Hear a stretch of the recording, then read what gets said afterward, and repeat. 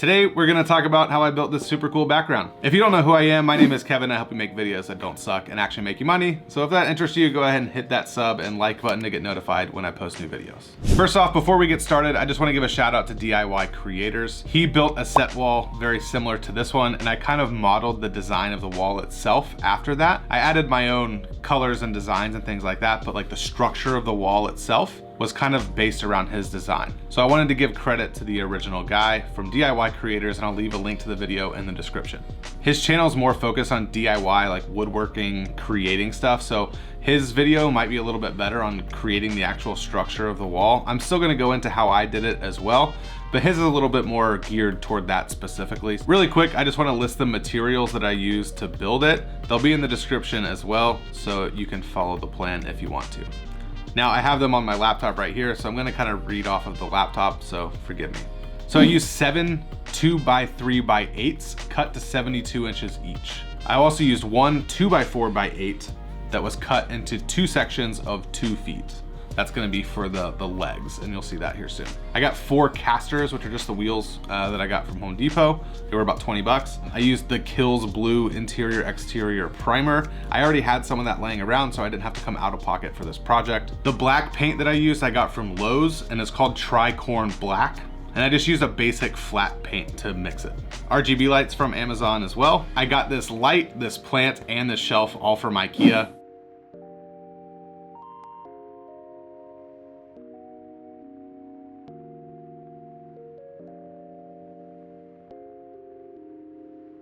And most of the trinkets that are on the shelf, I just had laying around and just added them there for some extra flair.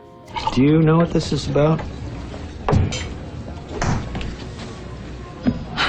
My flair? Yeah. Or your lack of flair, because I'm counting and I only see 15 pieces. So with that being said, let's go ahead and dive into how I built it. First, as you can see, it's kind of a mess back here, so I need to clean first so I can make it dirty again. Yeah, I guess that's how this is gonna go. All right, let's do it. Who else still cuts these things to save the turtles? I don't know where I heard this. I heard it in like middle school or something, but I still cut these every time. But I guess I'm gonna have to find a different tool. There we go. Always cut them so the turtles don't get them stuck on their face. So first thing I'm gonna do is I'm going to use pocket holes to attach the studs to the frame. And that'll make more sense once I put it together. If you're not familiar with like woodworking or anything, it's a tool that you can use to put them at an angle. I'll just show you, it'll make more sense. So what this is, it's a jig to be able to drill into at an angle into this piece of wood. So it's a lot easier to attach another piece like this because the screw will go in diagonally right here and into the other piece of wood. This is a little jig that you can buy. I don't know off the top of my head how much it was. I think it was like, I don't know, 20 or 30 bucks. But it's super helpful. This is probably a little bit more than I necessarily need to do because I could just slap the other piece here and then drive some screws on top. But I think this will give it a cleaner look, and this is also what the guy in the DIY Creators video did. So that's what I'm gonna do. So I'm gonna have 5 vertical studs. So I'm gonna do this on 5 pieces of wood. We'll go from there.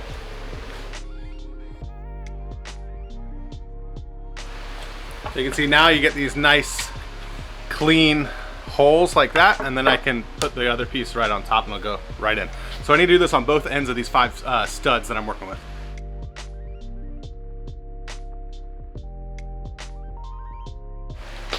All right, so the entire thing is going to be 72 inches wide, which is 6 feet, and then 75 inches tall. The reason I did that was so I could cut all these pieces to 72 inches.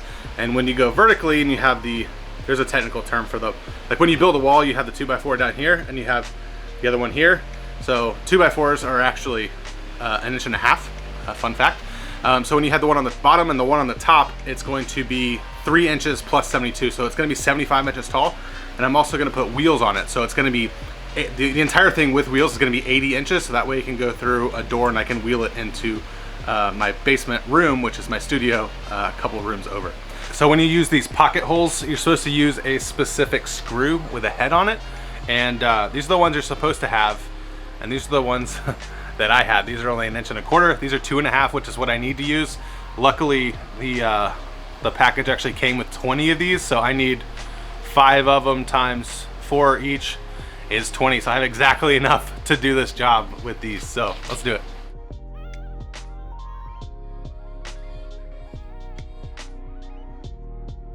Now that I've got the outsides made, I just want to make sure it's as square as possible. It doesn't have to be perfect, but I want to try to make it as good as possible.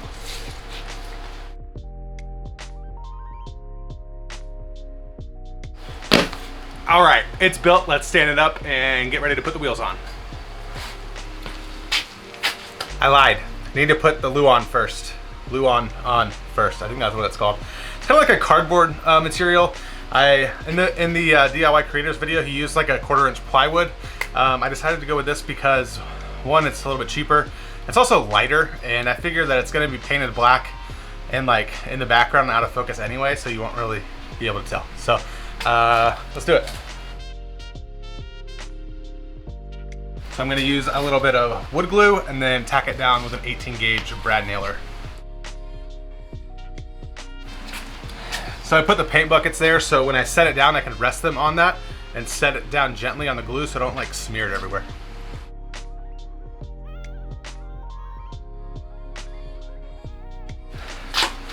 So I had everything cut at Home Depot except for the second piece of Luan. So the sheets are 4x8, and I'm using 1.5 of them essentially. Well, I cut them down to 4x6, and then one of them I need to cut in half, so it's 2x4. So I'm trying to figure out the best way to do that, if I want to use a circular saw or my table saw or a jigsaw. I have so many options. I don't really have like a cutting table, so that makes me want to set up some paint buckets again and probably use either the jigsaw or the circular saw just for ease of use. But it looks like my battery's about to die, so I'm going to swap that battery out real quick and I'll be right back. So I just learned a lesson, or I almost learned a lesson the hard way. I swapped the battery, and it was a battery that was like a little bit swollen almost. So that's what happens when you use cheap batteries. So when I put it in, it was a little snug and I didn't really think much of it, and my camera wouldn't turn on. And then I had to go like, I don't want to say dig it out, but I had to use like a really small flathead screwdriver and kind of pry it out. So lesson learned, if you're using a camera, watch out for all of that mess and make sure the camera's not expanded, or the battery's not expanded. So I'm going to go ahead and cut the other piece of Luan so you can finish the whole thing, because you can see only like 2/3 of it is covered. So gonna have to get creative here. Like I said, I think I'm gonna use the some paint buckets, and I'll go from there.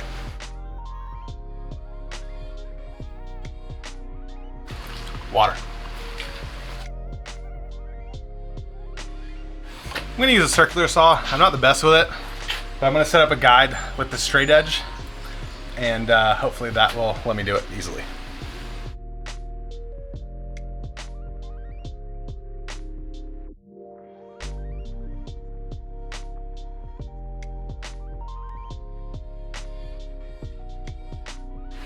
All right, well that was a pretty terrible cut, but I'm gonna use the router or jigsaw to go around the edges to trim it up anyway, so whatever.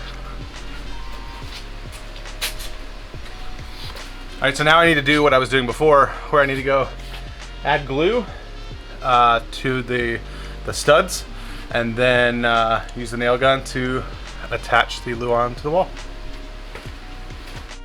I guess I'll move the camera too. Water. If you're wondering, this is the type of glue that I use, Tight Bond Blue. I don't know if this is focusing here. It's not, but that's okay. Tight Bond 2 Premium Wood Glue. #1 selling formula. Woohoo!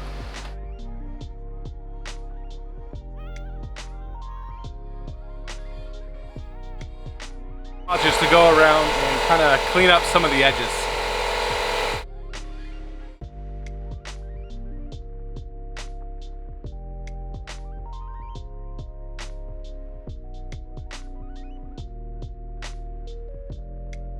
So I've got a router that I've used like once.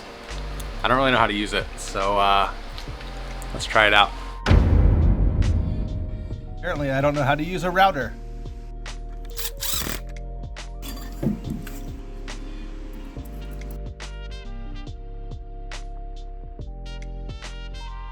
All right, it's standing up and it's on wheels. Let's spin it around.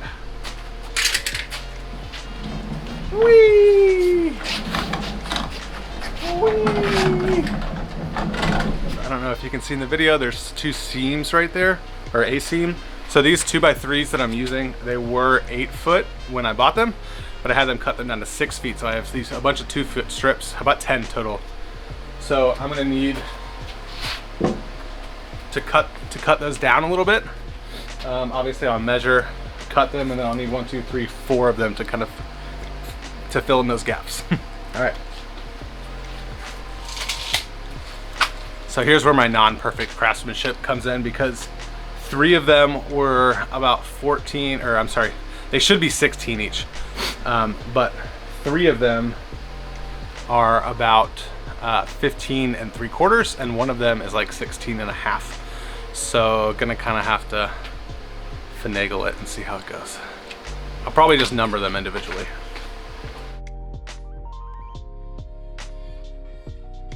So what I did was certainly not the right way to do it. I just numbered them 1 through 4, 1, 2, 3, 4, right to left, and then just kind of eyeballed it, or didn't eyeball it, but I put it up to it and just marked it, and then I'll just cut where it's marked, and then they should go right in, hopefully. We'll see.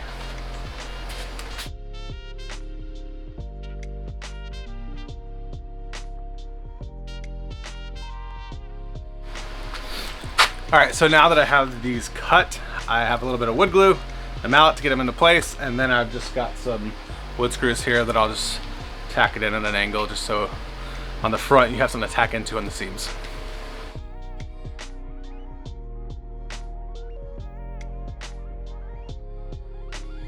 All right, so it's starting to get a little dark, so the lighting is kind of iffy, but my memory card filled up during the last bit. But I got those support pieces set up on the back of the seam, and now I'm gonna use some joint compound to kind of fill in the gaps, and so that way I can paint it and you won't see the seam. This is the stuff I'm using, Dry Dex. It's supposed to be quick dry. Hopefully it should be ready in like 30 minutes to an hour to paint. So I want to at least get the primer on tonight. I don't know if I'm going to actually put the full layer of paint, but we'll see.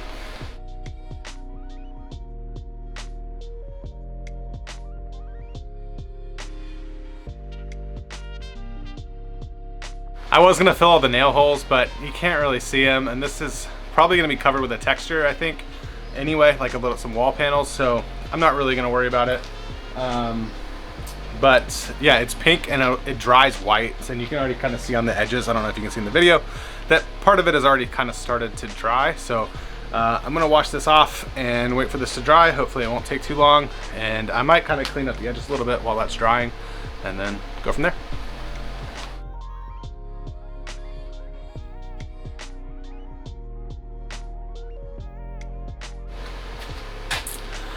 A little bit of caffeine.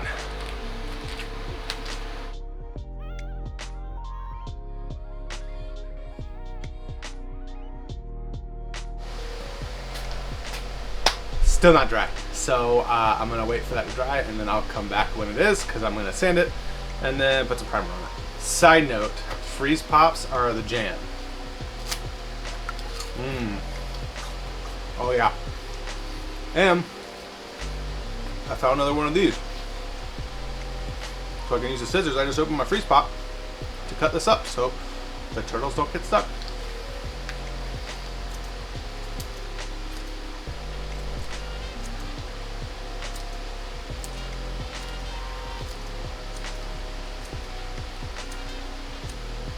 All right, so that took forever to dry. It's the next day, and I came in late last night and put a second coat on it. So I'm just gonna sand it and put some primer on it. Let's do it.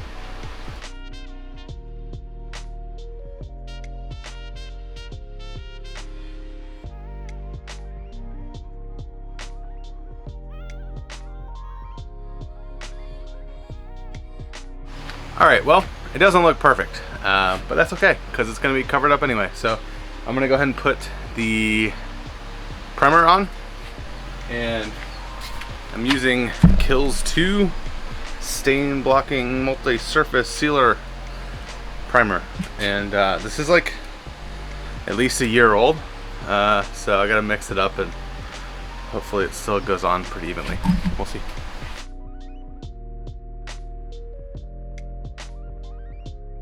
No matter how careful I am when I'm painting, I always get it all over my hands and my shirt, my pants. I always think, I'll be fine. I don't have to wear special painting clothes. Stupid. All right, so now we just gotta wait for this to dry and then gonna paint it black. All right, so now I've got it all painted. I've got it in the room, as you can see, and I'm gonna throw some of these cool 3D tiles on it.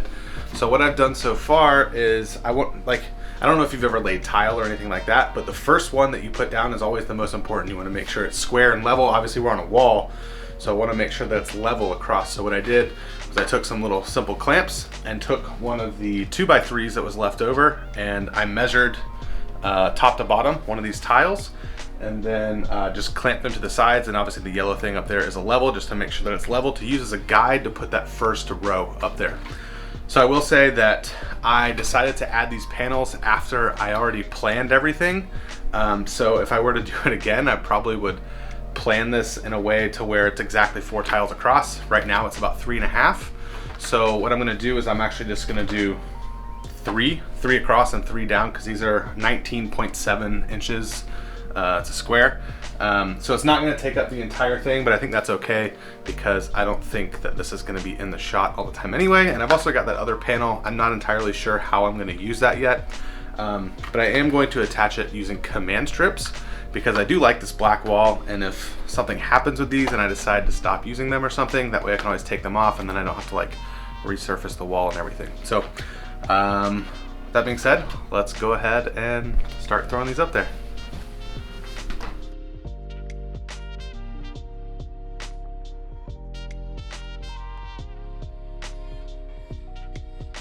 All right, so it looked kind of silly because it's not taking up the entire wall, but I think it's gonna be okay because I think I'm mostly gonna use this for reels anyway, so it's gonna be vertical and you won't be able to see all that much of the background. But overall, I think it looks pretty nifty. So I got a shelf and a little table.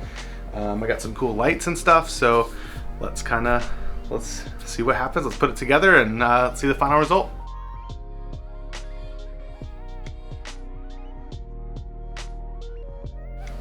Can't have a bookshelf without books.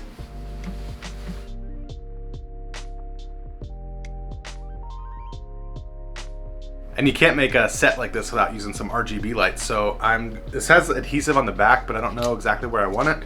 So I think I'm just gonna tape it for now, just to see what it looks like until I kind of decide on a final look. So first, gotta find some tape.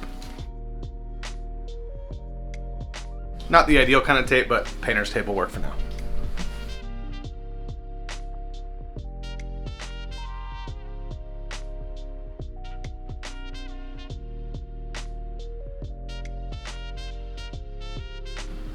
For those of you that know me, gotta have a little Hank Aaron bobblehead up there. With a little camera. This is old school actually. I used to work at a hospital and they used to use this camera. This is an old film camera, and they used to I don't even know how to open this anymore. There we go. This is an old film camera that they used to take pictures of teeth with, and they were throwing it away, and I was like, I'll take it. So it's an old Nikon N8008S. I don't know if you can see that there, but it's a cool little prop for my videos. I'll probably want to get like some little bookends or something for those books to stand them up, but I think that looks pretty cool for now. Let's see, what else do I got here? Got some more books over here. Got kind of taking some books out of my normal backdrop, but got copywriting secrets here. Got .com secrets. These are classics. I guess I might as well add them to the collection.